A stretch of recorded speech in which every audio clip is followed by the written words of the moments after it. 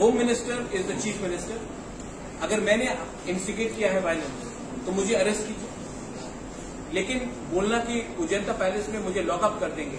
आप यहां में हेलमेट स्पॉट घूमते रहता त्रिपुरा में, एक आदमी को अरेस्ट नहीं कर सकते हो। मेरे ऊपर एसडीएम ऑफिस में अटैक हुआ, एक आदमी अरेस्ट नहीं हुआ। यहां में लोग म्यूनिसिपल इलेक्शन में मार खा रहे थे, मोबाइल में था, वो अरेस्ट नहीं हुआ। तो क्या पब्लिक क्या नाराज नहीं होगा? और जो हुआ है कल, इतने लोगों को टीयर गैस मारा गया, औरत को मारा गया, औरत को पीटा गया, उसमें विमेन पुलिस था। क्या आज मेल पुलिस औरत को मार सकता है? क्या बात कर रहे हैं लोग? क्या कानून जानते हैं लोग?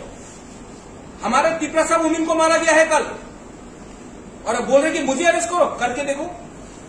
और जिसने मारा है, माधवभारी में हम लोग को 5 लोगों को मारा गया, कोई अरेस्ट हुआ? वो एम्बुलेंस से निकाल के मारा गया, कोई अरेस्ट हुआ? बात करते हैं अरेस्ट। अगरतला में हेलमेट स्क्वाड में घूमते हैं लोग। अगर दिखाना ही है कानून आपके हाथ में है तो अरेस्ट सबको करो जिसने कानून तोड़ा है, पिक एंड चूज मत करो। और अगर उनको Revathi Tripura knows me very well, मुझे फोन करो।